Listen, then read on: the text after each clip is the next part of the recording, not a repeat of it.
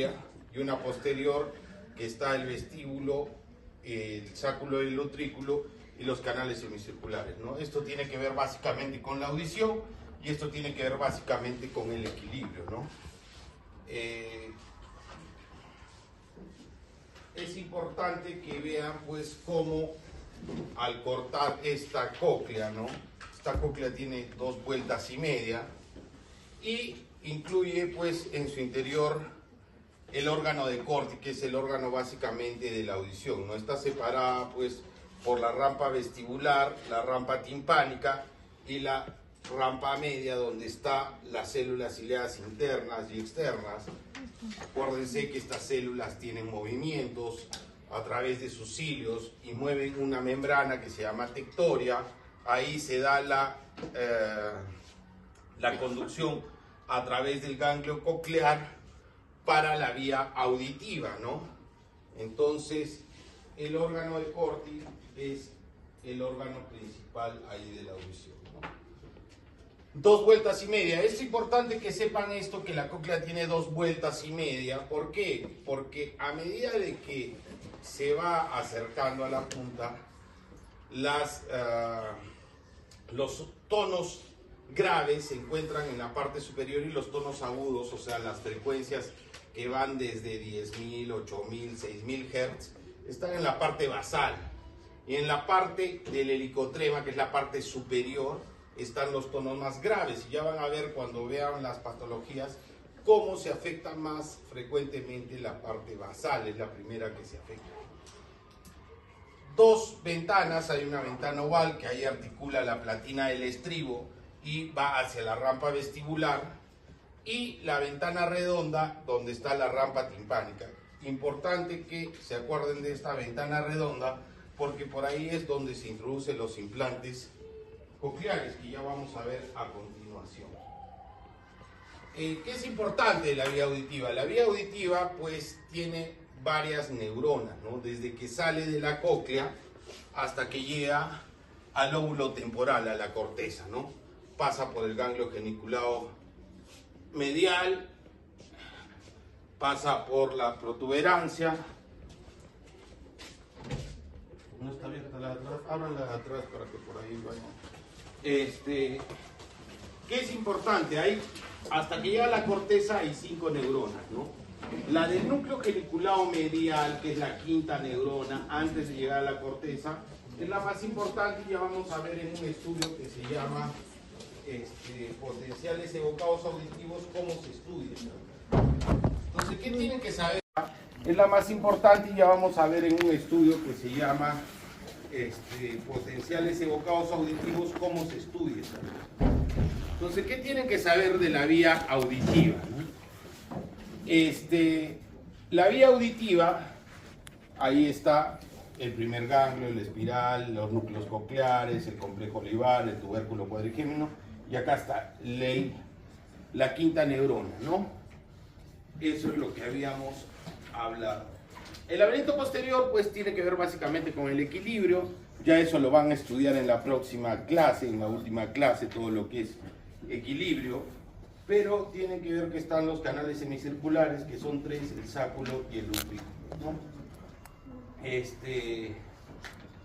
La vía vestibular es mucho más simple que la vía auditiva, ¿no? Sale el nervio vestibular, pero sí tiene varias conexiones con varios nervios y con varios sistemas, ¿no? Tiene con los nervios oculares, por eso hay el nistagmus, tiene que ver con el nervio vago, por eso hay náuseas, hay sudoración, cuando hay alteración. Eso ya lo van a ver mejor cuando vean la próxima clase, equilibrio. Esto es importante, la fisiología de la audición, ¿no? ¿Cómo funciona la audición, ¿no? Entonces, el oído tiene 3 partes: el oído externo, el medio y el interno, básicamente. El externo, el pabellón auricular y el conducto auditivo externo, ¿no? Entonces, ingresa el sonido, el pabellón sirve como una parábola, capta el sonido y lo conduce a través del conducto auditivo externo hasta la membrana timpánica, ¿no? La membrana timpánica más o menos mide 1 centímetro y la ventana oval casi 1 milímetro, ¿no? Entonces esa diferencia hace que esto se amplifique. Igual la cadena le da una amplificación. ¿Qué es lo que tienen que saber? Que cuando hay hipoacusias, cuando hay disminución de la audición, cualquier cosa que altere desde el pabellón auricular hasta la cóclea puede producir una hipoacusia. Entonces, si yo tengo un tumor acá, o me han amputado el pabellón auricular porque algún accidente, o tengo cerumen, o tengo una infección, o tengo el tímpano roto, o tengo una patología de trompa de Eustaquio, ¿todo eso va a alterar la audición? Sí. Pero si la altera hasta el oído medio, causa hipoacusias conductivas, ¿no? ¿Qué se altera? La conducción del sonido.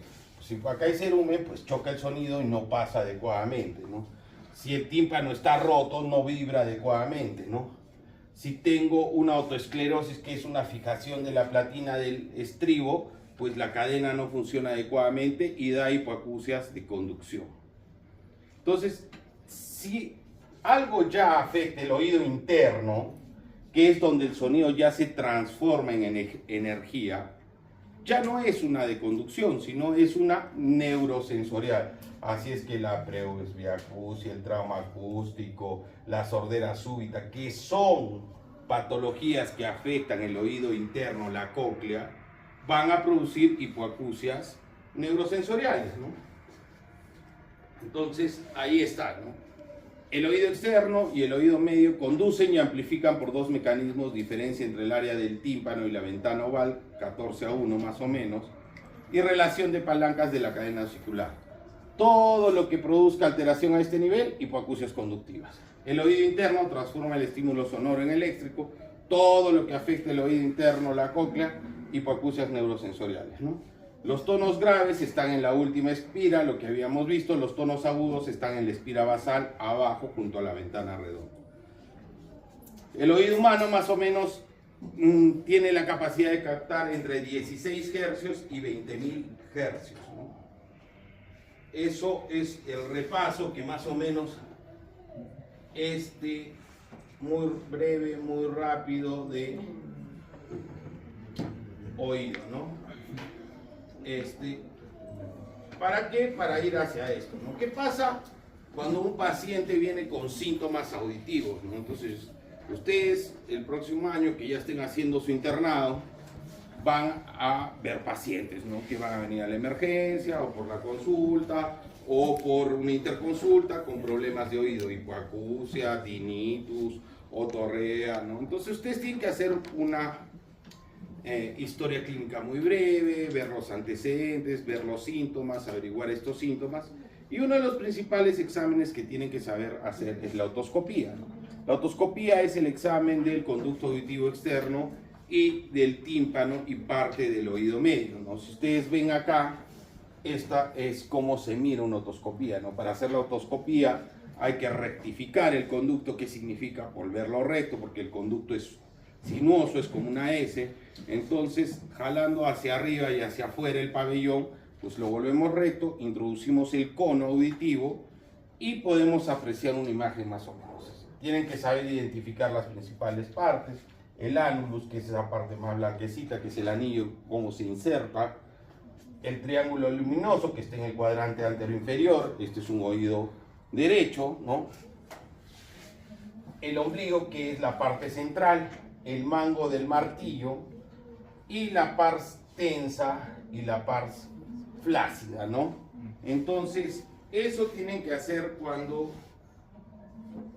evalúen a un paciente, pues, mediante la otoscopía. Y la otra cosa que pueden evaluar es la acumetría. ¿Qué es la acumetría? Es la medición de la audición mediante un dispositivo metálico que viene en forma de horquilla, que este es el que está acá, ¿no? Esto se llama diapasón. Los diapasones son instrumentos que se crearon para calibrar instrumentos musicales, ¿no? Para afinarlos. Y luego se vio su utilidad en la medicina para medir la audición, porque al vibrar estos diapasones producen tonos puros, ¿no? Que permiten evaluar la audición. Generalmente se usa el de 512 o 1024 Hz, ¿no? ¿Y en qué consiste los exámenes? Hay pruebas que nos permiten evaluar indirectamente la audición, ¿no? Entonces la prueba de Ring es una prueba que se realiza haciendo vibrar el diapasón y se coloca primero en la apófisis mastoide. ¿Qué vías hay? Ya habíamos visto la vía aérea, que es el oído externo y el oído medio, y la vía neurosensorial, que es el oído interno, la cóclea. ¿Cómo evaluamos la vía neurosensorial? Mediante la apófisis mastoide, la conducción ósea, y la vía aérea la evaluamos colocando a 3 centímetros más o menos aproximadamente del trago, pues el diapasón, ¿no? Entonces, ¿qué hacemos? Golpeamos suavemente, hacemos vibrar y lo colocamos en la apófisis mastoide, ¿no? Esta vibración la vamos a sentir hasta que termine, y una vez que termine lo colocamos delante. ¿Qué es normal? Que sigamos percibiendo una vez que pase eso. Eso es un ring positivo, y eso es normal en oídos normales o en hipoacusias de percepción o neurosensoriales, ¿no? Pero ¿qué pasa si yo hago eso y no hay esa respuesta, ¿no?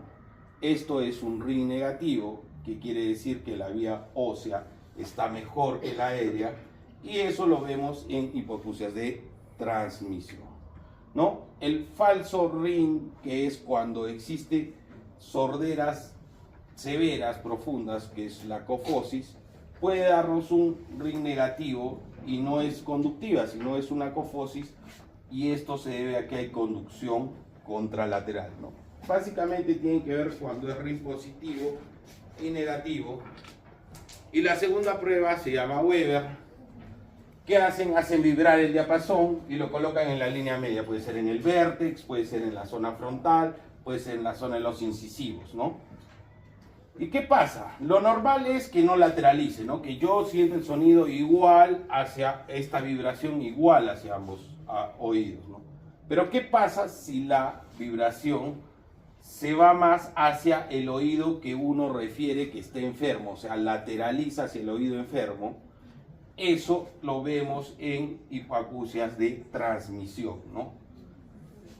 O sea, conductivas. Y si lateraliza hacia el oído sano, eso es una hipoacusia de percepción, ¿no? Entonces, va a venir en el examen, Ring y Weber, va a decir un paciente que tiene disminución de audición en tal oído, se le hace prueba de Ring. Obviamente las pruebas se hacen bilaterales a ambos oídos, Ring positivo en el oído derecho, lateraliza hacia el otro lado. Dígame qué tipo de hipoacusia es, si es conductiva, si es de percepción, ¿no? Y hay una tercera prueba que se llama Schwabach, que es una prueba comparativa, ¿no?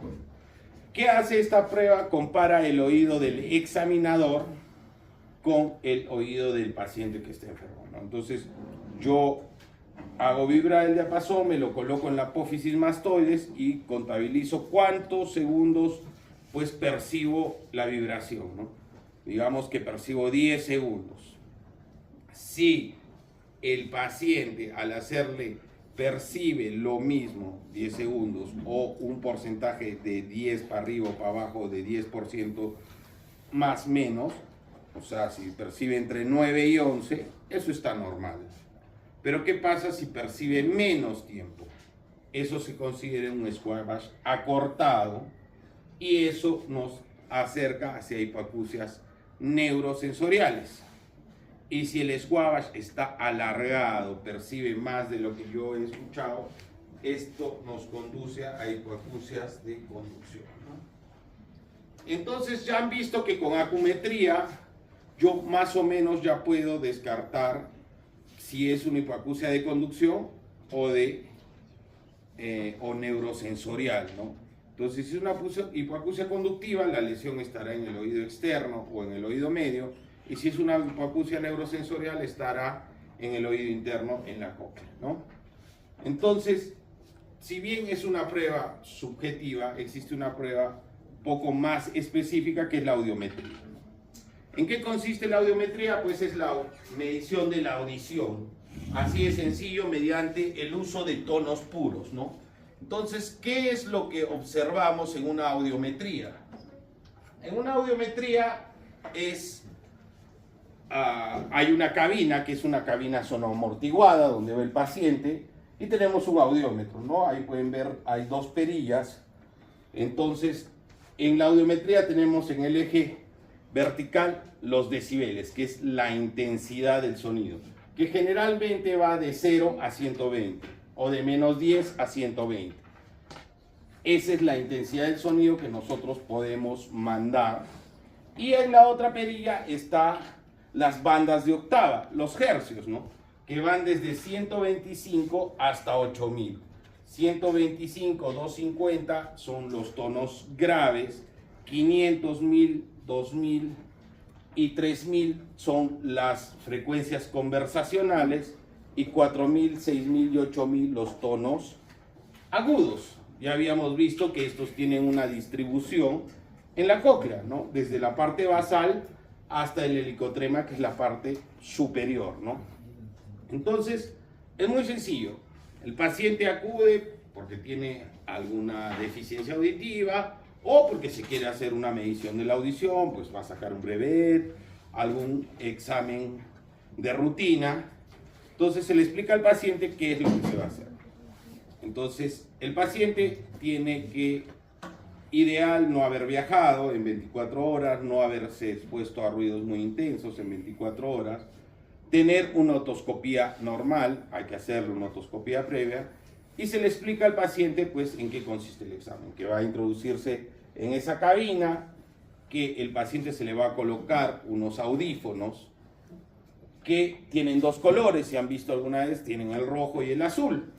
¿Por qué es esa distribución? Porque el rojo es para el oído derecho, ya vamos a ver que todo lo rojo es oído derecho y el azul es el oído izquierdo. Y empezamos la prueba, ¿no? Entonces, ¿cómo se empieza la prueba? Ahí está. ¿Qué evaluamos? Igual, la vía aérea y la vía ósea. La vía aérea la evaluamos con las orejeras y la vía ósea con un audífono de conducción de vía ósea que ven la apófisis mastoides, igual que cuando usamos los diapasones. Entonces, la vía aérea en el oído derecho está graficada mediante un círculo que siempre va con rojo, y la vía aérea del oído izquierdo es con una aspa que va siempre con azul. Y las vías óseas son el signo menor en el oído derecho y el signo mayor en el oído izquierdo, ¿no? Entonces, ingresa el paciente, le coloco los auriculares y empiezo el examen, ¿no? Entonces, el paciente está sentado, está en su cabina, yo dirijo mi perilla a 20 decibeles y la frecuencia de 1000 Hz. ¿Con qué oído empiezo? Con el que el paciente refiera escucha mejor. Si me dice con el derecho, si me dice con el izquierdo, el izquierdo. Si me dice que escucha igual, que percibe igual, empiezo con el izquierdo. ¿Ya? Entonces, empezamos. Digamos, yo soy el paciente, estamos en 1000, estamos a 20 decibeles de intensidad. ¿Por qué 20 decibeles? Porque ya vamos a ver que lo normal que perciba un paciente está a nivel de 25 decibeles. Entonces, si yo escucho a nivel de 25 decibeles o por encima, es lo normal. Si escucho entre 25 y 40, es una hipoacusia leve, entre 40 y 60 moderada, entre 60 y 80 severa, y más de 80 profunda, ¿no? Entonces yo me coloco, digamos, estamos evaluando el oído derecho, coloco oído derecho, coloco 1000 Hz y coloco 20 decibeles. Y mando un impulso sonoro, un tono. Entonces, ¿qué es lo que yo espero que el paciente me responda, ¿no? Entonces, el paciente, uno cuando le explica qué va a hacer, le dice, cuando usted escuche el sonido, que puede ser más agudo, más grave, más fuerte, más despacio, usted me va a levantar la mano del lado que percibe el sonido. Si es por la derecha, pues levanta la mano derecha y la vuelve a bajar. Si es por la izquierda, levanta la izquierda. Hay algunos que usan pulsadores. Es más práctico usar la mano porque a veces el pulsador se distrae, lo aprietan o es muy sensible. Entonces es mejor la mano. Pero bueno, si alguien quiere usar pulsador normal, entonces me coloco en 20. las variaciones de decibel pueden ir de uno en uno, pero el examen demoraría muchísimo. Así es que, si ustedes bajan o suben, está calibrado de 5 en 5. O sea, si yo empiezo en 0, puedo subir a 5, a 10, no puedo subir a 7, no puedo subir a 6, nada. Entonces, yo estoy en 20, mando el impulso, el paciente me responde. Primera respuesta positiva. Bajo 10. Bajo a 10 y le mando un nuevo impulso. Si el paciente responde, bajo a 0. En 0, si ya no hay respuesta, empiezo a subir de nuevo de 5 en 5. Bajo a 5, no hay respuesta. Bajo a 10, vuelve a levantarme, ya tengo mi segunda respuesta positiva en 10. Entonces grafico ahí mi redondito, ¿no? Y paso a la siguiente frecuencia, 2000, y hago lo mismo, ¿no? Empiezo en 20, mando un impulso, responde en 20, ya está. Bajo a 10, no responde en 10, subo a 15, responde en 15, bajo a 5, no responde en 5, bajo a 10, no responde en 10, bajo a 15, responde en 15. Dos respuestas positivas y voy haciendo mi gráfica, ¿no? Voy hasta 8000 y luego retorno a 1000 a hacer la verificación. ¿Qué es eso? Ver si la respuesta es igual o existe una diferencia en 5 decibeles. Me marcó en 10, entonces voy, empiezo en 20, no hay respuesta, voy a 10, responde, voy a 0, responde, voy a 0, no, responde.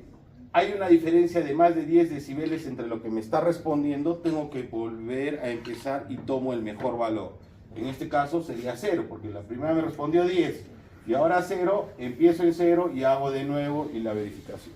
Si esta diferencia es de 5 decibeles, para arriba o para abajo, me respondió en 10 y ahora me responde en 15, marco el mejor resultado, que es 10, y continúo.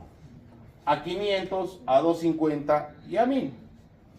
Eso hago con el oído derecho, termino el oído derecho, hago el oído izquierdo, igual, termino en las vías aéreas, coloco el audífono de vía ósea, cambio a vía ósea, mando el impulso, igual.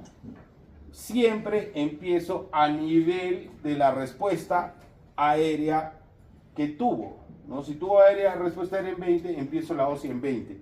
¿Por qué? Porque la vía ósea nunca puede estar por debajo de la vía aérea. Nunca. No que yo vi, está mal hecha esa audiometría. Puede estar al mismo nivel o por encima de la vía ósea. No puede estar por abajo. Entonces, una vez que yo hago mi audiometría y está graficado eso,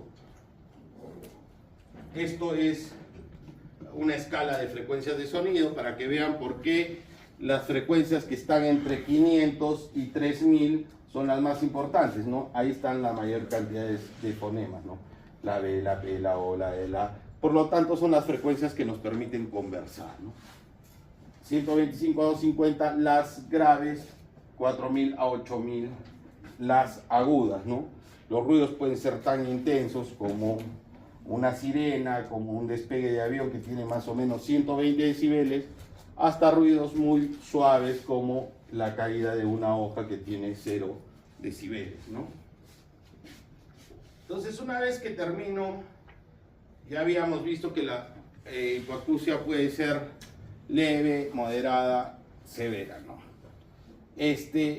Lo normal, pónganse en 25. Si yo tengo a nivel de 25 o por encima, es normal. Algunos dicen 20, 25 para arriba, normal. 25 a 40, hipoacusia leve, 40 a 60 moderada, 60 a 80 severa, más de 80 profunda, ¿no?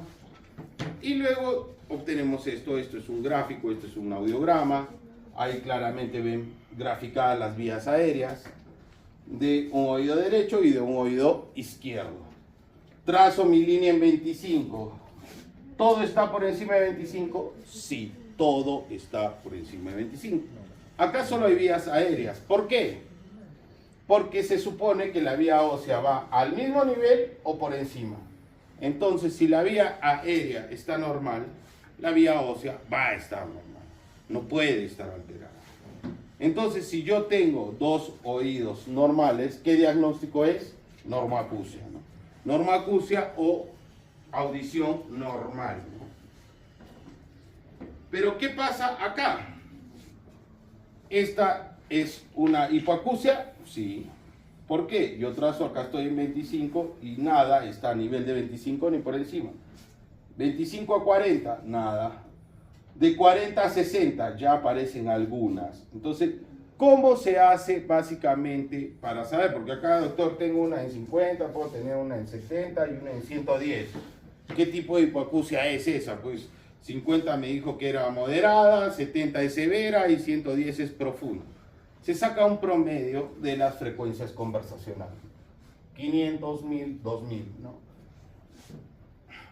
Si hay 3000, 3000, acá no está graficado 3000, no han hecho 3000, no han hecho 8000.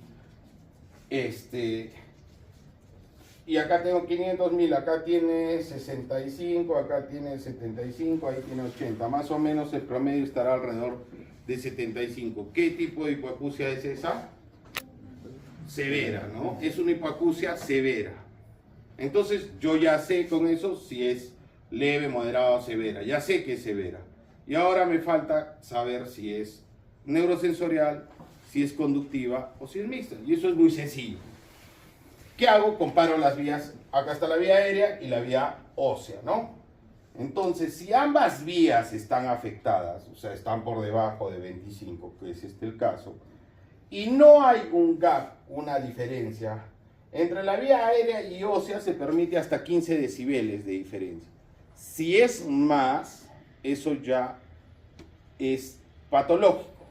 Entonces, si la vía aérea y la ósea están alteradas, como es este el caso, y no hay gap mayor de 15, acá hay 15, acá hay 15, acá hay 15, ¿por qué? Acá está en 80 y la vía está en 65, ¿no? Acá está 80, 65, 75, 60. Entonces no hay diferencia de más de 15, y ambas están afectadas, eso es neurosensorial. Pero, ¿qué pasa acá? ¿Este es un oído derecho o izquierdo? Este es un oído izquierdo, ¿no? ¿Qué tipo de hipoacusia es? ¿Leve, moderada, severa? Sí, moderada, ¿no? Acá tiene 30, 50, 45, 40 y tantos tendrá de promedio. Está por encima de 40, es moderada, ¿no? Entonces ya saben ustedes que es una hipoacusia moderada de un oído izquierdo. ¿Listo? ¿Y qué pasa acá? ¿Qué ven acá? La vía aérea, ¿cómo está? Alterada. Pero la vía ósea, normal. Acá está en 10, acá está en 5, 5, 0, 5, 0. Entonces, si yo tengo una vía aérea alterada y una vía ósea normal, ¿y cuánto es el gap? La diferencia.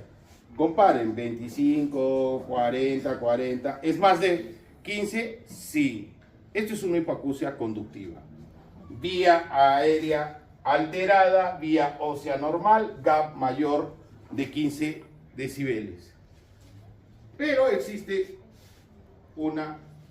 ¿Acá qué estará afectado?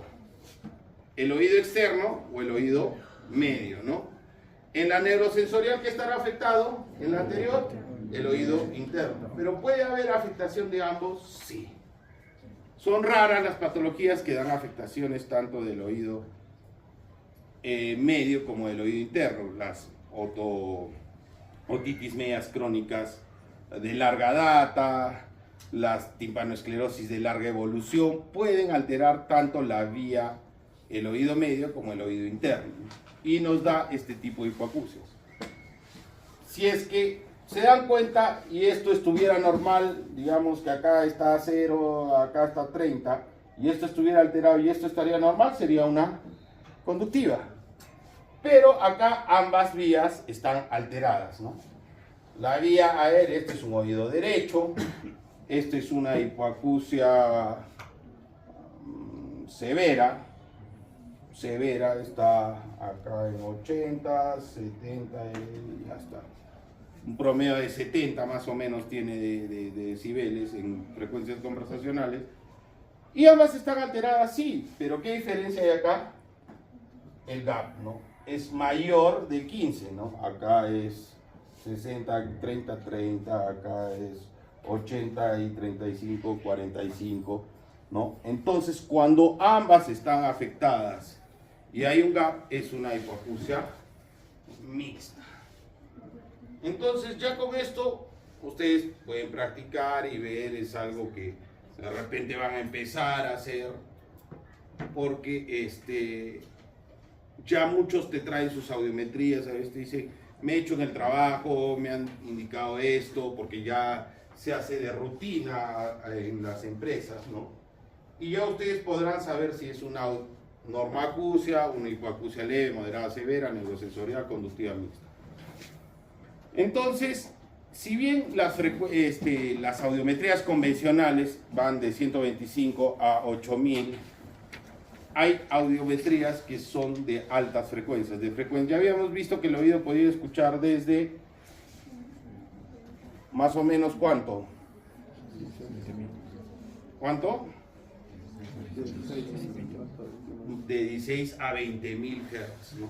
Pero doctor, en las audiometrías yo nunca he visto que haya más de 8000. Sí, porque son frecuencias poco evaluables, pero sí son frecuencias muy importantes para cierto tipo de ocupaciones o profesiones, porque nos permite detectar de manera precoz alteraciones que se van a presentar, ¿no? Generalmente habíamos visto que se afecta más las frecuencias más altas, ¿no? Primeramente, ¿no? Porque están más cerca, digamos, al sonido. Entonces, cuando son frecuencias altas, evalúan de 8000 a 18000 Hz, ¿no? Igual, evalúas igual, y si tú tienes ya una pérdida en 8000 a 18000 Hz, quiere decir que ese oído se está empezando a dañar y que posteriormente se va a afectar a 8000 y todo. Entonces, ¿qué hago? Pues tomo medidas para evitar que este daño siga progresando. Entonces, ¿en qué pacientes se usa? Pues porque no, acá hay estudiantes de medicina, no, pues ninguno está expuesto a ruido, no, bueno, no, de repente alguno tiene una banda, algo, pero normalmente no están expuestos a ruido, todos están sanos, no usan medicamentos ototóxicos, no tienen ninguna patología especial. Entonces, pero ¿qué pasa si hay militares que disparan, que son francotiradores, que están disparando todo el día?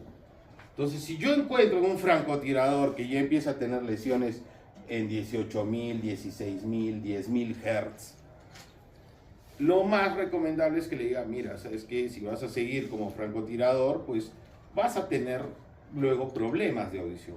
Mejor te cambio de puesto o uso medidas de prevención pues más severas, ¿no?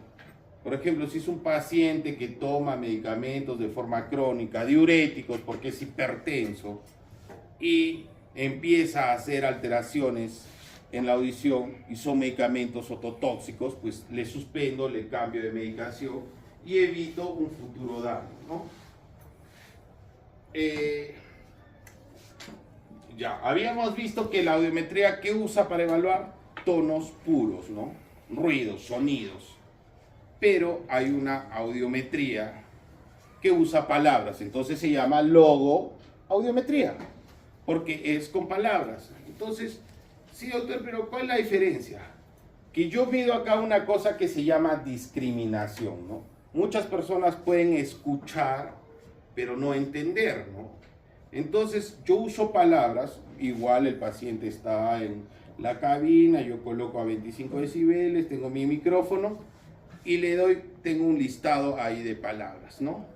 Generalmente son 20 palabras que las hacemos en grupos de 4, ¿no? Porque si yo te digo las 20, es muy difícil que me repita, de repente me olvido, ¿no? Entonces empezamos con grupos de 4. Entonces yo digo, casa, pasa, taza, masa. Entonces tú estás escuchando y tú que tienes tu micrófono también y me repites. Casa, pasa, masa, taza. Ah, ya, 4, bueno. Te digo otras 4 palabras y yo veo cuánto de esas palabras me has repetido adecuadamente. Lo multiplico por 5.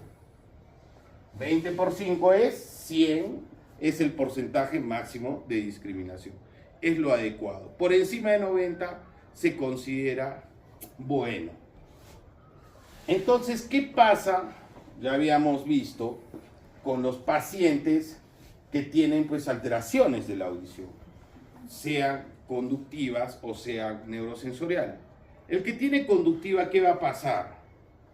El de que tiene conductiva tiene alterado el sistema de amplificación, ¿no? Es como que yo hable y la palabra llega ahí suavecita. Pero si yo aumento la voz o aumento los decibeles, el paciente que tiene una conductiva me va a llegar a comprender las palabras cuando yo le aumento la voz. ¿Por qué? Porque está dañado el sistema de amplificación, entonces yo le pongo un amplificador y ya está. Pero si yo tengo una hipoacusia neurosensorial, y ya van a ver lo clásico de los pacientes que tienen hipoacusias neurosensoriales, ¿qué hacen? Escuchan, pero no comprenden. Tú les dices, pasa, masa, taza, casa, y te dicen, casa, masa, masa, masa. 3 veces masa, ¿no? Entonces, de 4 palabras, me discriminan 2, ¿no? Entonces, eso se ve mediante un gráfico, ¿no? Entonces, analiza la discriminación verbal. En conductiva, la inteligibilidad es normal, llegando al 100%, pero la curva se va a desplazar hacia el lado derecho, como ya vamos a ver, porque necesitas más intensidad, ¿no? En las neurosensoriales, esta discriminación se inclina hacia la derecha sin llegar a alcanzar el 100%, ¿no? Por más que tú ya aumentes, le va a causar, es más, disconfort, ¿no? Entonces acá está la logometría, acá está el porcentaje de palabras y acá están los decibeles, la intensidad del sonido. Entonces, ¿cuánto era normal? Dijimos 25 decibeles, ¿no? Yo me ubico acá en 25 y le hablo. ¿Y cuánto me discrimina el paciente que tiene normal? 100%. Entonces yo le hablo y ya me va discriminando si le hablo más bajito, pero llego a 25 y me hace el 100%. En la conductiva, ¿qué dijimos? La curva se desplaza hacia la derecha. ¿Qué quiere decir? Yo empiezo con la misma intensidad y me discrimina poco, pero le voy subiendo intensidad a 40, a 50 y ya me discrimina el 100%. Entonces yo pongo más intensidad de sonido y me discrimina. Pero el que tiene neurosensorial, yo llego a darle 100 y nada. No llega pues a un 70%. Y si ya son severas, no llega ni siquiera a un 65%, ¿no? Entonces estos son exámenes, como estamos viendo, para medir audición. Pero ¿qué pasa si hay un recién nacido? Un recién nacido, pues, yo puedo saber si ese recién nacido escucha. ¿Se puede o no, doctor? Hay que llegar al año nomás. ¿Podemos? No. Sí se puede. Pero obviamente no le voy a hacer una audiometría. No voy a decir, oye, ¿sabes qué? Te voy a colocar esto. No. Entonces, ¿qué se hace? Un examen que se llama autoemisiones acústicas. Y para eso, todos, si van dando cuenta, pues importa la fisiología de la audición, todo. Que habíamos visto que en el órgano de corte había unas células, ¿no? Que se llaman células ciliadas internas, que son las que se mueven y mueven la membrana tectórea para que haya transmisión de el sonido, ¿no? Se transforma en energía eléctrica y pueda llegar al cerebro y uno escuchar. Entonces, estas células pueden tener movimientos espontáneos. Ah, ya, ¿y qué hago yo? Pues yo registro esos movimientos espontáneos. ¿Qué hago? Le coloco un tapón que tiene un micrófono al pequeño, hago una otoscopía, está todo el conducto permeable, le coloco este tapón auditivo que tiene un micrófono y empiezo con es como un celular a ver si hay movimiento. ¿Y cómo sé si hay movimiento? El micrófono capta este movimiento y me lo transforma en una onda. Entonces, si yo tengo ondas, quiere decir que esas células ciliadas se mueven de manera espontánea. Son unas autoemisiones acústicas espontáneas y ese niño lo más probable es que escuche. Entonces, ¿qué pasa? Pongo, no hay movimiento. Entonces yo mando un estímulo, mando un sonido, ¿no? Como tengo ahí, igual que en la audiometría, le mando un sonido. ¿Y qué tiene que pasar? Pues tienen que moverse las células. Eso es una autoemisión acústica provocada, ¿no? Provocada. Entonces, con esa simple prueba, que puede ser positiva si es que hay onda, o negativa si es que no hay, yo ya puedo tener una sensibilidad del 86%, casi 90%, o sea, de que ese niño o escucha o no escucha. ¿Qué pasa si es negativa, si no se mueve? Pues la repito al mes. De nuevo, si no se mueve, es negativa, tengo que hacer otro examen que ya es más específico, ¿no? Entonces, aquí está, esta es una autoemisión acústica, ahí le está colocando el audífono, acá está el aparato que sirve para registrar y esto pasa, ¿no? Si hay este movimiento, hay ondas, hay ondas. ¿Qué pasa si no hay movimiento? Eso es plano, ¿no? Entonces esto es una prueba positiva y ya está, yo me quedo tranquilo, yo sé que ese niño va a poder escuchar, ¿no? Pero si no hubiera, tengo que hacer otra prueba, que se llama potenciales evocados auditivos. ¿Qué es esta prueba? Es una prueba de registro mediante electrodos de superficie que se colocan uno en cada lado de la mastoides, que es la vía ósea, ¿no? Y otro en la frente, que es el que va a marcar las diferencias de potenciales. Y yo le coloco sus orejeras y le mando un estímulo sonoro. Y a los 10 milisegundos esto me va a registrar unos potenciales, unas ondas. Es una prueba objetiva. Las anteriores que habíamos visto, la audiometría, la logoaudiometría, son subjetivas. ¿Por qué? Porque depende de lo que me diga. Pues si él me levantó la mano, yo creo que me ha escuchado. Pero acá no. Esto mide la vía auditiva. Por eso les había dicho que la vía auditiva, tienen que saber fisiología, sí, porque esto es lo que mide la fisiología. ¿Cuántas neuronas había hasta que llegaban al córtex? Ahí está un baby, le están poniendo sus electrodos y acá está. 1, 2, 3, 4, 5, 6. Desde que parte de la cóclea hasta que llega al cerebro. Entonces llega el sonido y cada vez que para en una neurona, me da un estímulo. Eso es normal, eso es lo que tengo que encontrar yo en un potencial evocado. ¿Solo es para niños? No, puede ser para una persona que finja en sus exámenes, una persona que tenga una alteración neurológica y no te pueda atender la prueba, que tenga una parálisis cerebral, que tenga un síndrome de Down, que tenga un autismo, pacientes que tienen esquizofrenia, pacientes que han quedado con unas hipoacusias severas de causa por ototoxicidad, por traumas por ruido, ¿no? Entonces, igual, esta latencia puede ser media, o sea, que respondan pero no adecuadamente, prematuros o lesiones parciales de la vida, o puede ser esto, que no haya respuesta. Entonces, si ya no hay respuesta, yo tengo dos autoemisiones negativas y tengo esta prueba negativa, ¿qué quiere decir? Que ese paciente tiene una hipoacusia neurosensorial profunda, o sea, ese paciente no escucha. Ese paciente, si no recibe un tratamiento, como vamos a ver, va a ser el típico paciente sordomudo, que no desarrolla lenguaje. Eso es uno de los síntomas.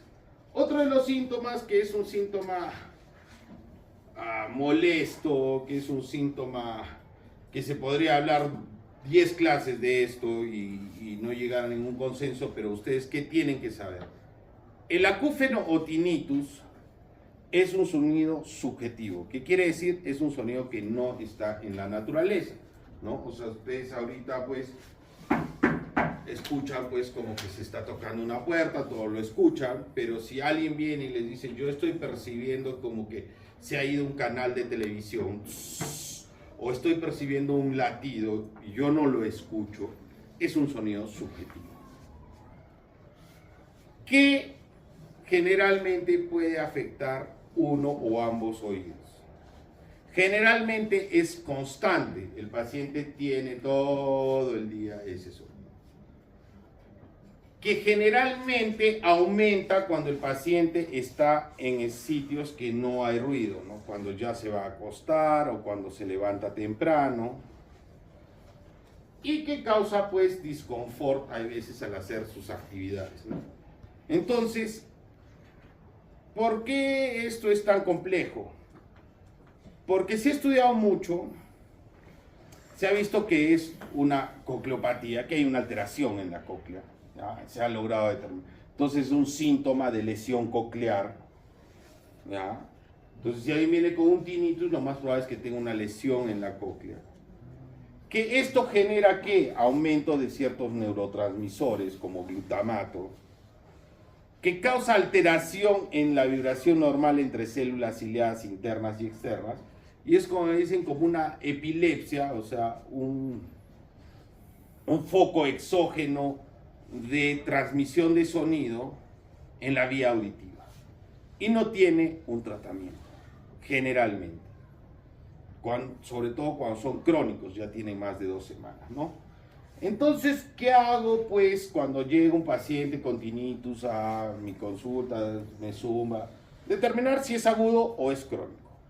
Si es agudo, tiene menos de 2 semanas, sí puede tal vez hacerse algo para mejorarlo.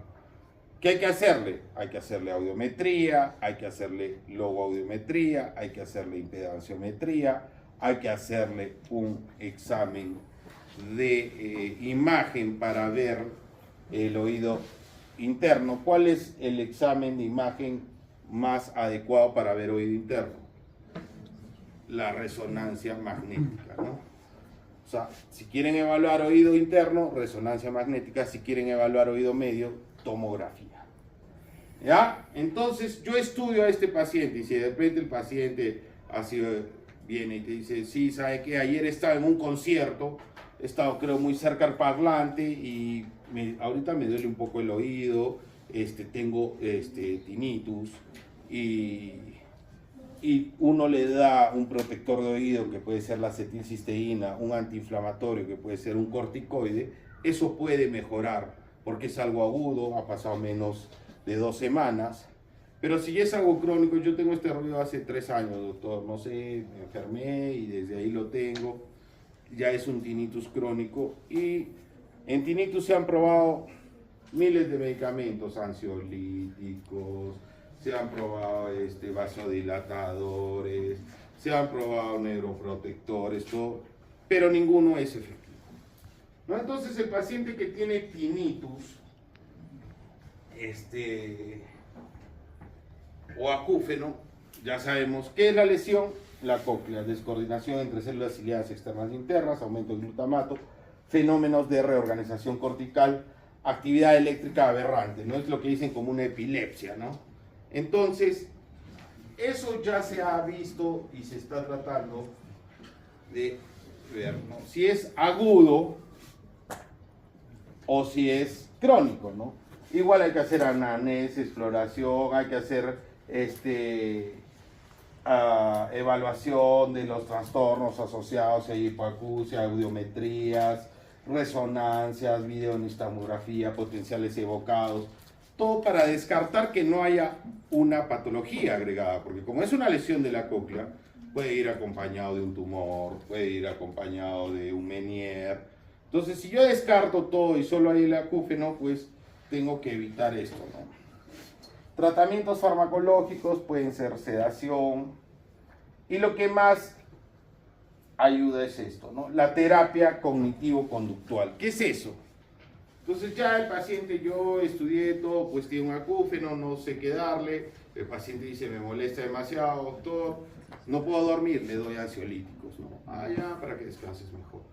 y siempre un mensaje positivo, ¿no? Porque muchas veces el paciente cree, bueno, tengo algo que me está creciendo en el cerebro, pues, y en algún momento va a explotar, tengo un aneurisma, tengo un tumor. Entonces, explicarle que esto no es algo malo, ¿no? Que es molesto, pero no es malo. Y la terapia cognitiva, ¿en qué consiste? En hacerle escuchar ruidos que traten de enmascarar ese ruido, ¿no?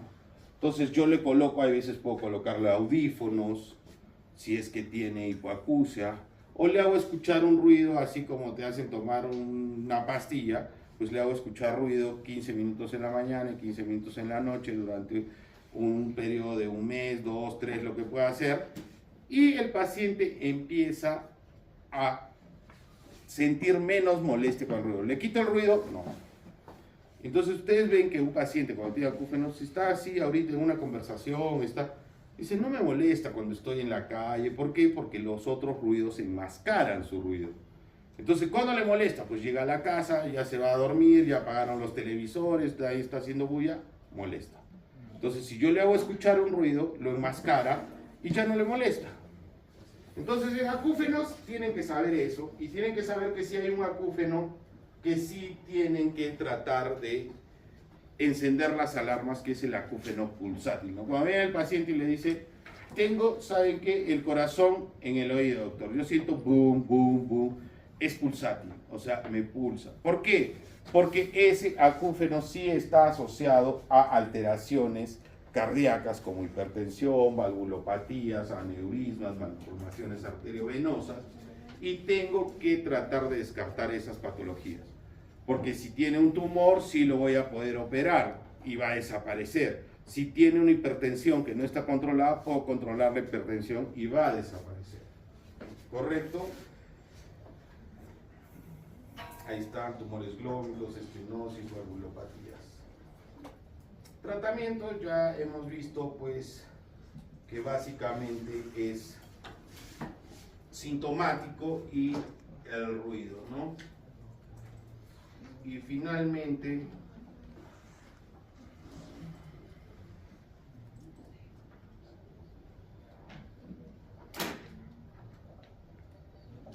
todo lo que hemos estado viendo de evaluación del oído, de medición de la audición, para evaluar esto, las hipoacusias, ¿no? Que la hipoacusia es una discapacidad en la que hay una disminución de la audición, es conocida como sordera. Este déficit auditivo pues causa alteraciones a las distintas personas, ¿no? Muchas personas a veces cuestionaban pues qué era peor, ¿no? Si perder la audición o perder la visión, ¿no? Dos sentidos que son muy esenciales para la vida, ¿no? Entonces, la audición, pues, la frase típica es: la visión te aleja de las cosas, pero la audición te aleja de las personas. Entonces, los pacientes que tienen hipoacusia se empiezan a aislar, se empiezan a deprimir. ¿Por qué? Porque no pueden mantener una conversación, porque hay veces creen, pues se están riendo por ahí, dicen, se están riendo de mí, se están burlando de mí, porque no entienden, no comprenden. Y esta es una de las principales pérdidas de la audición, cada vez más frecuente. La esperanza de vida cada vez ha aumentado, la contaminación sonora cada vez es mayor, y la presbiacusia es la disminución de la audición por la edad, ¿no? Entonces, si es una disminución de la audición por la edad, afecta la vía neurosensorial, ¿no? Entonces es una hipoacusia neurosensorial. ¿Dónde va a estar el daño? En la cóclea. Afecta 25% de las personas mayores de 60 años. 1 de cada 4 mayor de 60 años está afectado. Con pérdida de células ciliadas en la espira basal, ¿no? Es una hipoacusia neurosensorial, por ende, bilateral. ¿Por qué? Porque los dos oídos envejecen igual. Simétrica, progresiva, ¿no? No es brusca, ¿no? El paciente va perdiendo poco a poco la audición.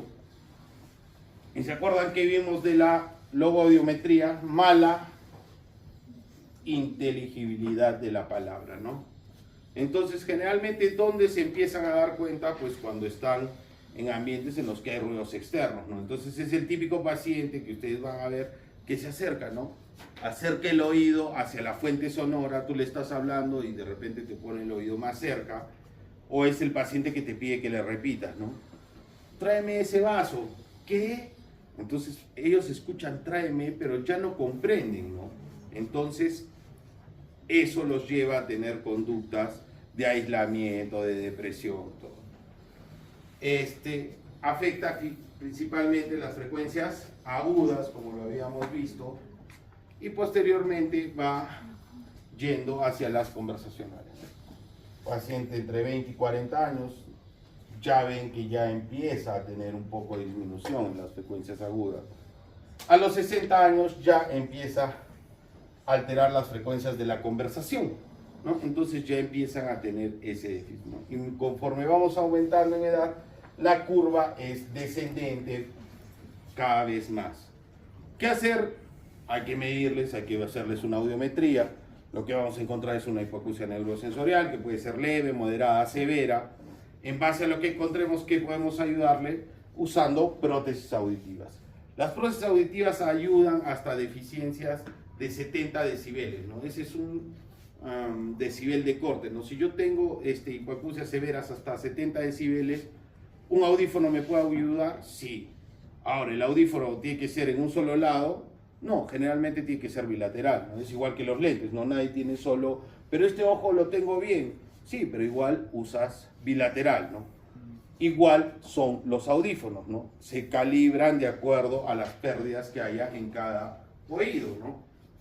Pero ¿qué pasa si tengo un paciente que llega y escucha a nivel de 85 decibeles? Yo le pongo un audífono y no va a ayudarle. Para eso ya existe un dispositivo que se llama implante coclear, que luego ya vamos a ver. Esta es otra afectación que se llama hipoacusia brusca o sordera súbita, ¿no? El nombre lo dice todo, pues sordera, pues, o hipoacusia, disminución de la audición brusca, de una manera rápida, en menos de 72 horas, ¿no? Es, como afecta la cóclea, que es neurosensorial, pues, ¿no? Generalmente unilateral, 5 a 30 por 100.000 habitantes, la incidencia es la regla de los tres, ¿no? ¿Qué tiene que haber? Brusca, menos de 72 horas, o sea, menos de 3 días, y tiene que afectar más de 3 frecuencias, y una caída en esas 3 frecuencias de más de 30 decibeles. Puede tener patología agregada, acúfenos en un 70%, y menos alteraciones del equilibrio que son leves. Lo más habitual es que sea idiopática, no hay una causa, a pesar de que se ha atribuido pues lesiones virales, autoinmunes, vasculares. Generalmente es idiopática, no se llega a tener una causa. Factores de mal pronóstico: edad avanzada, hipoacusia severa, pérdida en agudos, patología adyacente y presencia de vértigo. Entonces, si un paciente tiene eso, tiene peor pronóstico de recuperar. ¿Por qué? Porque de 10 pacientes que les da sordera súbita, 50%, la mitad recupera. ¿Recupera qué? A lo normal, ¿no? Este es un paciente que yo ya le he hecho su audiometría. Tengo un oído derecho normal y tengo un oído izquierdo con una hipoacusia severa. ¿Hay afectación en más de 3 frecuencias? 1, 2, 3, 4. Sí la hay. Más de 30 decibeles, 10, 20, 30, 40, 50, sí. Entonces, ¿esto es una sordera súbita? Sí. Entonces, ¿yo qué parto de qué premisa? Que ambos oídos eran normales, ¿no? Porque yo no tengo una medición anterior. Entonces, el izquierdo debía estar a nivel de esto. Entonces, con tratamiento, 5 regresan a eso. 3 mejoran, pero ya no regresan ahí, ¿no? Regresan acá de repente. Tenía una severa, me quedo con una leve. Plenitud aural que no hay en la sordera súbita. ¿Qué es esta plenitud aural? Como aumenta la presión, ellos sienten como que el oído estuviera ocupado, ¿no? Dicen, siento como que tuviera algo ahí que me aprieta. Tú le haces una otoscopía y está normal. Entonces, si hay acúfenos, vértigo intenso, hipoacusia neurosensorial y plenitud aural, es un Meniere. Si yo tomo una resonancia a este paciente y me informan tumoración del octavo par craneal de 8 milímetros, 9, 10, lo que sea, eso es un schwannoma del acústico. Y si no me dicen nada, pues eso es una sordera azul. ¿Y qué tengo que hacer? Tratamiento urgente. ¿Cuál es lo único comprobado científicamente que sirve? Corticoides. Corticoides a dosis elevadas. Prednisona a dosis de 1 miligramo por kilogramo de peso repartido en 2 tomas durante 3 semanas. Durante 3 semanas. La primera semana a dosis de 1, la segunda dosis de 0,5 y la tercera dosis de 0,25 para bajar progresivamente el corticoide. ¿Puedo mandarlo a cámara hiperbárica? Sí, pero si la pregunta viene, ¿tengo que darle qué? ¿Cámara hiperbárica? No. ¿Tengo que darle vasodilatadores? No. ¿Tengo que dar antivirales? No. Tengo que dar corticoides a dosis de 1 miligramo si les viene como tratamiento para la sordera súbita. Si es un schwannoma, ya lo tienen que derivar pues generalmente a neurocirugía porque hay que hacer un tratamiento quirúrgico. ¿Correcto? ¿Qué pasa si el paciente, por ejemplo, es hipertenso mal controlado, diabético, severo, y no puedo usar corticoides o me causaría mucho riesgo? Hacemos corticoterapia intratimpánica. ¿Qué es eso? Colocarle corticoides dentro del oído medio. ¿Han visto? Hago así mitoscopía con el microscopio, introduzco una bránula al cuadrante anteroinferior donde estaba el triangulito luminoso y inyecto, más o menos son 4 o 5 milímetros, que es la capacidad del oído medio, con metilprednisolona o dexametasona de 8 miligramos por 2 mililitros, ¿no? Entonces acá está un cuadrito, sospecha de sordera súbita, audiometría tonal, tienen que confirmarla, ya saben, estudio audiológico, resonancia magnética de oído interno, corticoides. ¿Listo? Esa es la segunda patología que puede afectar la cóclea. La tercera, pues, es la ototoxicidad, es la toxicidad que se da por fármacos básicamente, aunque puede ser a veces por metales, generalmente es por fármacos, ¿no? Entonces son alteraciones transitorias o definitivas de la función coclear o vestibular. Puede afectar la cóclea o puede afectar el vestíbulo. Si me afecta la cóclea, ¿qué síntomas serán cocleares? El acufenotinitis, la hipoacusia y la plenitud aural. Puede afectarme la vía vestibular, alteraciones del equilibrio, nistagmus, todo. Entonces, ¿qué tengo que tener en cuenta yo? Si me voy en mi consulta, viene una paciente que tiene infección urinaria y que me ha salido un cultivo sensible a aminoglucósidos, puede ser amicacina, gentamicina, que sé que son ototóxicos. Y la paciente viene y me dice, ¿sabe qué, doctor? Yo tomo varios fármacos porque aparte soy hipertensa, soy diabética, tengo hipotiroidismo. Mi mamá perdió la audición a los 50 años. Yo de niña sufría infecciones al oído y trabajo en una fábrica de telares, ¿no? que producen, que tengo máquinas. Entonces, este paciente tiene mucho factor de riesgo. Entonces, yo veo en su antibiograma, pues, cuál es el menos ototóxico. Puedo usar nitrofurantoína, no lo sé. Entonces, esa precaución. ¿Y qué va a pasar, pues? ¿Cómo es la historia de esta hipoacusia, no? Es un paciente que está recibiendo algún tratamiento farmacológico por alguna causa y viene y le dice, ¿sabe qué? Estoy empezando a perder la audición en este oído, me ha empezado a aparecer un ruido, yo le hago una audiometría, evidencio la pérdida neurosensorial, veo que está tomando un ototóxico, entonces, ¿qué hacer?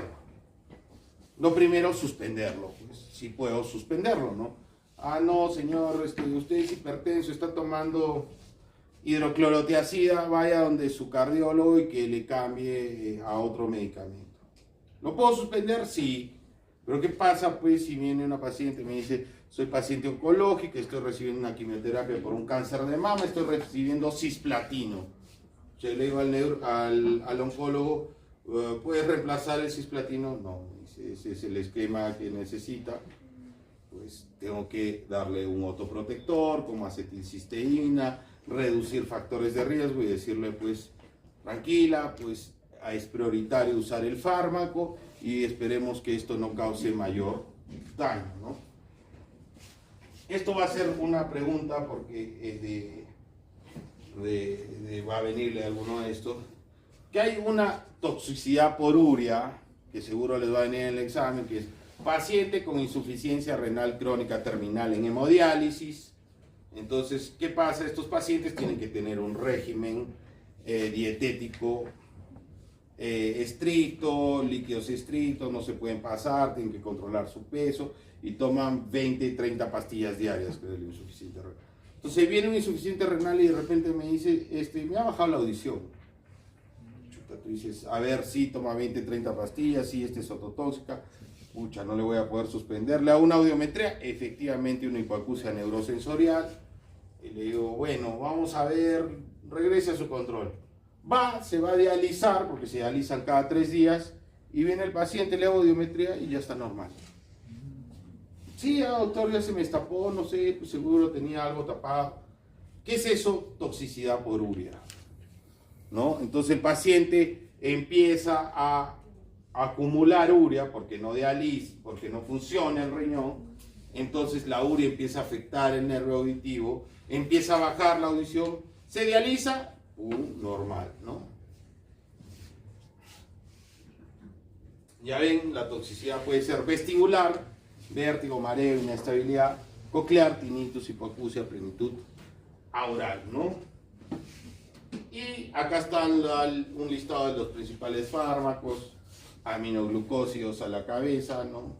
Macrólidos, glucopéptidos, antimaláricos, antineoplásicos, diuréticos, AINES, ¿no? Entonces, ¿dónde dañan? Si es coclear, vestibular, a ambos lados. Y pues si se pueden reemplazar, como dije, se reemplazan, si no, ni modo. Esta es una afectación que antes no existía, que es obviamente una enfermedad de la modernidad, ¿no? ¿Por qué? Porque para que haya daño por ruido, pues un oído tiene que estar expuesto a más de 80 decibeles, que es una intensidad considerable durante más de 8 horas diarias, ¿no? ¿Por qué 80 y por qué 8 horas, doctor? Porque 8 horas es la jornada laboral y 80 decibeles es el nivel de ruido que se ha tomado, que por encima de eso puede causar daño auditivo, ¿no? ¿Y por qué es moderna? ¿Por qué esto no existía antes?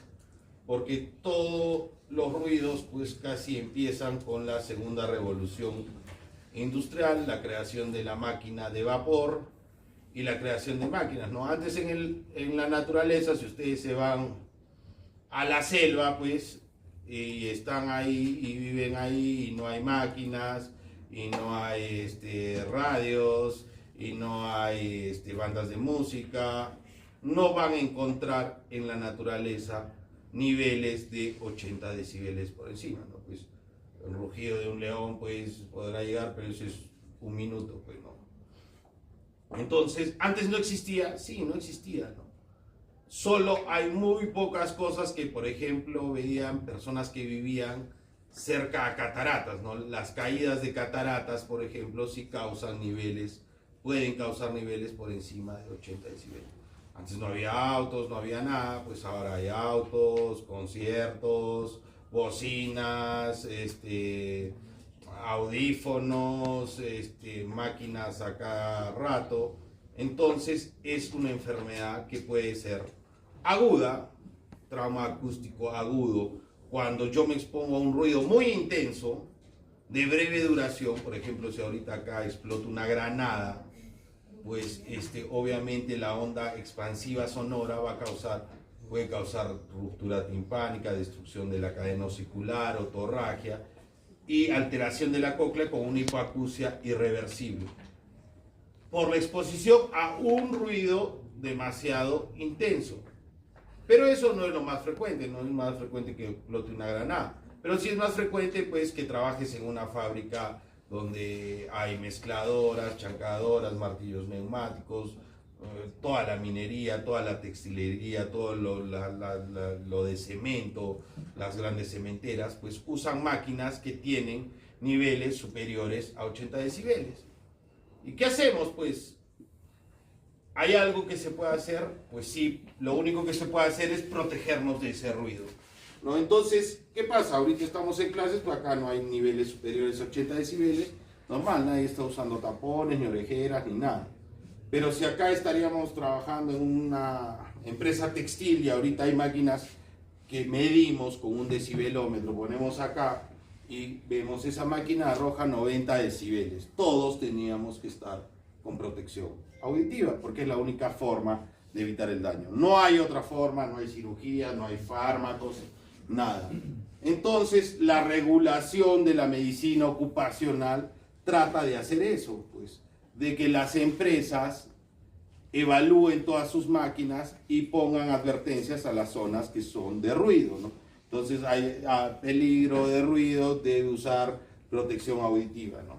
Claro que la protección auditiva, pues acá agarran, somos 80 ya, tomen todos sus audífonos, lo mismo todo, y de repente yo trabajo en un área, tú trabajas en otra área, o yo tengo el conducto más grande. Generalmente esto deberían ser más personalizados, pero bueno, con que lo usen, pues ayudan a reducir, ¿no? El daño es progresivo, se produce primero una lesión en las ciliadas externas, luego en las internas. Aparece una hipoacusia neurosensorial con un escotoma en 4000, es lo clásico, puede aparecer acúfeno, ¿no? Entonces es una hipoacusia neurosensorial. ¿Qué daña primero? Igual las frecuencias agudas, como todos los problemas casi de cóclea, ¿no? No hay tratamiento salvo la protección auditiva, protección debe decir ahí, dice prótesis. Esencial la prevención laboral, no que el paciente o el trabajador use eso, ¿no? Hay 5 grados, hay una escala que se llama Eklokov, que mide desde la más leve, el daño más leve, que más o menos cuánto tiempo tiene que pasar desde que uno se expone a ruido hasta que empieza a presentar la lesión. Dependiendo de la intensidad, pero un promedio es 3 años, ¿no? O sea, si yo 15 años he trabajado expuesto a ruido y nunca he usado protección, como era antes, ¿no? O sea, yo a veces evalúo a gente de Yura y ellos tienen una máquina que es chancadora, que chanca la piedra, y te dicen los que trabajaban antes que la manera de regular la chancadora era poniendo el oído en la chancadora, ¿no? Ellos ponían el oído, si estaba crack, crack, estaba funcionando bien, pero estaba crack, crack, crack, tenían que arreglarla, ¿no? Esos pacientes son sordos, ¿no? Ahora, ¿no? Entonces tienen hipoacusias severas porque antes era así, nadie usaba protección. Igual, ¿no? Antes no había, pues ahora vas a una discoteca, un concierto y la bulla cada vez es mayor, ¿no? Estás expuesto hay más parlantes, todo, y eso va dañando, ¿no? Entonces la exposición progresiva, pues, empieza a causar daño, ¿no? El trauma acústico leve es la lesión menos grave y la hipoacusia inducida por ruido severa es la más grave, ¿no? En los traumas acústicos, los dos primeros, el leve y el severo, ¿qué hay? Afectación de 4000, 6000, 8000, los agudos. Hay este escotoma, esta caída en 4000 o 6000 con recuperación en 8000, casi siempre. ¿Y qué diferencia? El leve, afectación hasta 55 decibeles, el severo por encima de 55 decibeles. Y cuando ya hay hipoacusias inducidas por ruido, ¿qué se empieza a afectar? Como todo, las frecuencias conversacionales. Si se afectan todas, ya es severa, ¿no? Y caen por encima de... Tienen que saber ustedes que existen 5 grados, tienen que saber que es por exposición prolongada a ruido, tienen que saber que es por niveles mayores a 80 decibeles de intensidad, 8 horas. Y esto no es que haya, pues, pero si yo me expongo 4 horas, no. Si yo ya me expongo a más de 80, tengo que usar protección auditiva. Y es más, si aumenta en 3 decibeles, el tiempo de exposición debería reducirse a la mitad. O sea, si yo me expongo a 83, debería reducirse a 4 horas. Si me pongo 86, ya solo 2 horas. ¿Por qué? Porque saben que el decibel no es un número aritmético, ¿no? No es que si yo subo 1, solo estoy subiendo una intensidad de sonido, sino el decibel es el logaritmo negativo del bel, que es la unidad sonora. Entonces, si yo aumento 1 decibel, en 3 decibeles estoy duplicando la intensidad del sonido, ¿no? Ahí está la clasificación de Klokov para que la sepan. ¿Y qué hay que hacer? Pues protección auditiva, ¿no? No hay que usen lo que quieran usar. Es mejor la orejera, no, es mejor los chisitos que son, es mejor los arbolitos. Lo mejor es que usen protección auditiva, la que sea, la que tengan. Pero ¿y qué, doctor? ¿Le doy cualquiera? No, porque no es lo mismo si yo tengo una máquina que bota 85, que si bota 90, que si bota 95 decibeles, ¿no? Entonces, ¿qué tengo que yo hacer para proteger? Pues es sencillo, ¿no? ¿A cuánto tengo que disminuir el sonido? A 80. Entonces, si yo tengo una máquina que tiene 85 decibeles, ¿tengo cuánto que proteger a mi trabajador? 5 decibeles, porque tengo que llevarlo hasta 80. Entonces, ¿y cómo hago eso? Todos los tapones tienen un IRR, creo que es Índice Noise Reduction, INR, el índice de reducción de ruido. Entonces, ahí dice 20, ¿a eso me protege 20? No. Tienen que hacer una conversión, porque esos son decibeles tipo C y el otro sonido es decibel tipo A. ¿Y cómo hago esa conversión?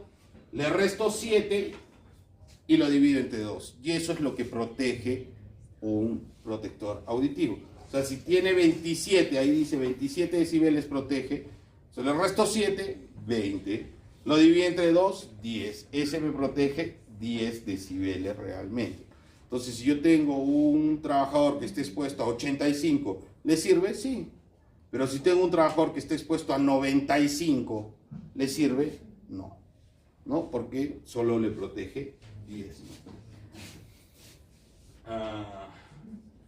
Para acabar ya, hipoacusias infantiles, ¿no?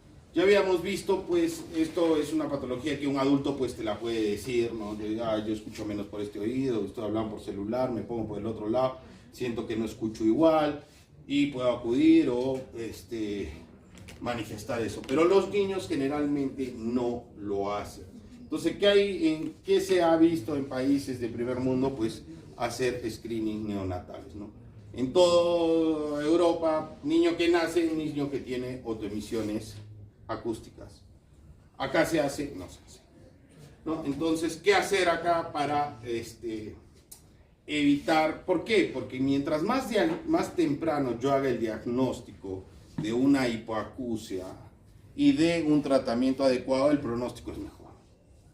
Entonces, ¿qué hacer? Pues esa es tarea, pues, de los médicos que están en periferia, generalmente, ustedes que van a estar haciendo su serum, pues sospechar, ¿no?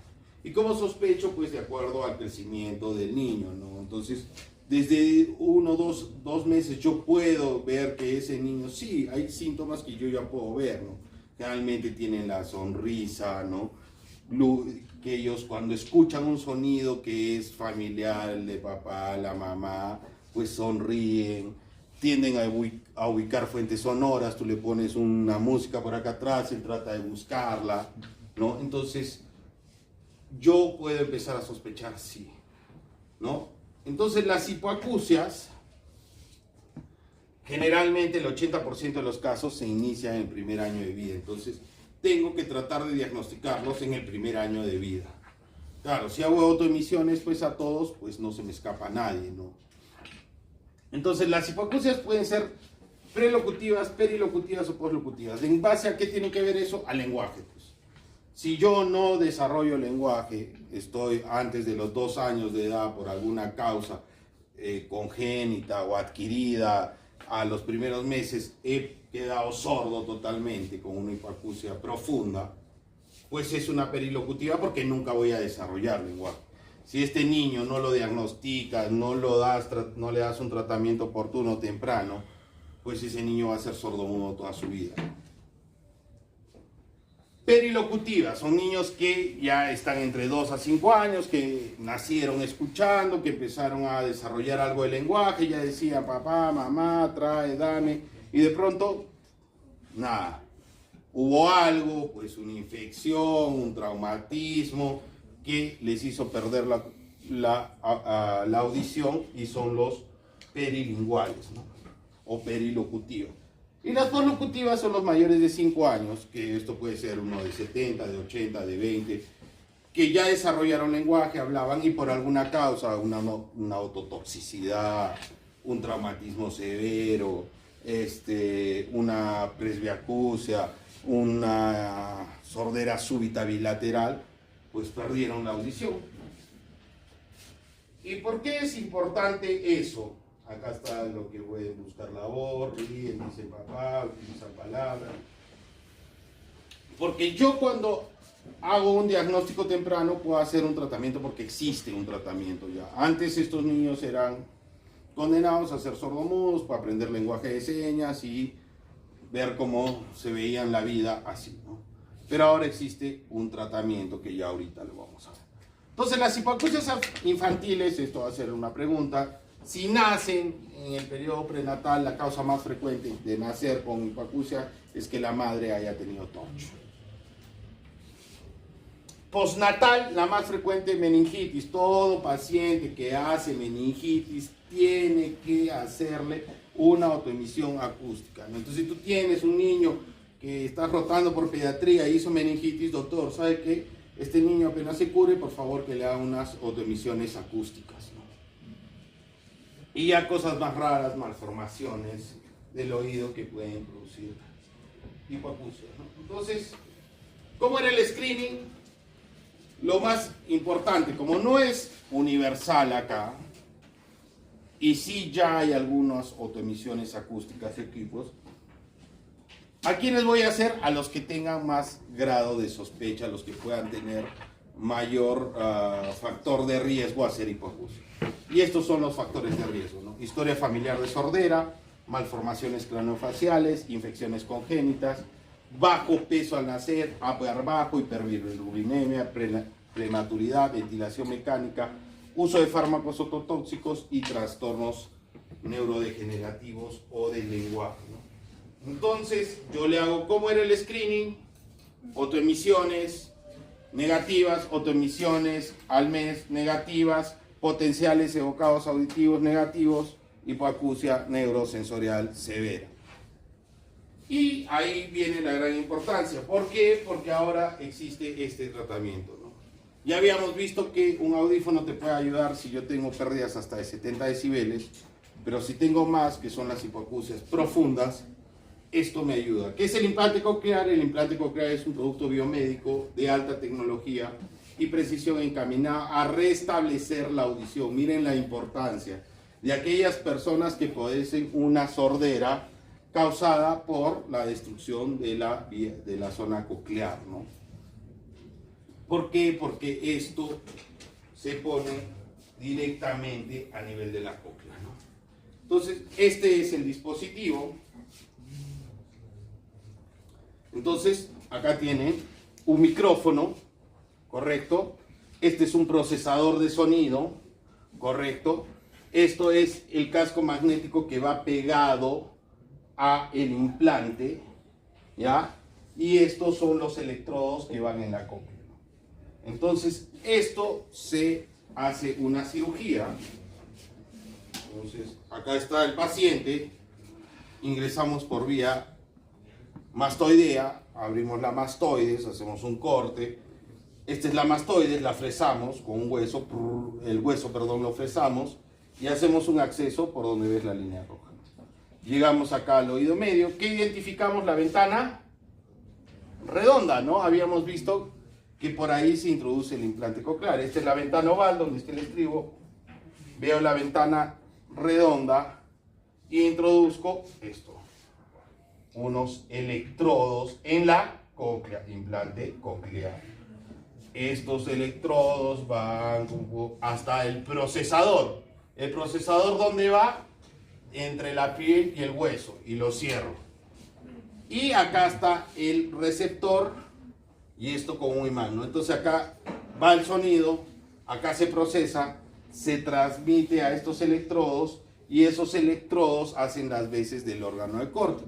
Transportan el estímulo eléctrico y ese paciente vuelve a escuchar. O sea, ese niño que ustedes lo diagnosticaron al año y lo operamos a los 2 años de implante coclear, va a poder desarrollar lenguaje igual que cada uno de nosotros, va a poder estudiar lo que sea, va a poder trabajar en lo que sea, y es un impacto social y un cambio de vida terrible. Este es un niño que tiene un implante coclear, así se ve. ¿Cuál es el problema? No hay diagnósticos precoces, no hay veces tratamientos oportunos, porque si bien el implante coclear es un dispositivo que puede costar alrededor de $20,000 a $30,000, ¿no? Es un dispositivo que le ahorra terriblemente gastos al Estado, ¿no? Este niño, si es sordomudo, tiene que sacar su carnet de CONADIS, no va a poder estudiar en una escuela normal, va a tener que ir a escuelas especiales, de repente va a poder tener trabajos que no sean los que él quiera. Entonces hay que promover la detección precoz y el tratamiento oportuno, porque cambia vidas. En el Hospital Nacional, hace 2 semanas hemos hecho 6 implantes cocleares a 4 niños y a 2 adultos, uno que perdió la audición por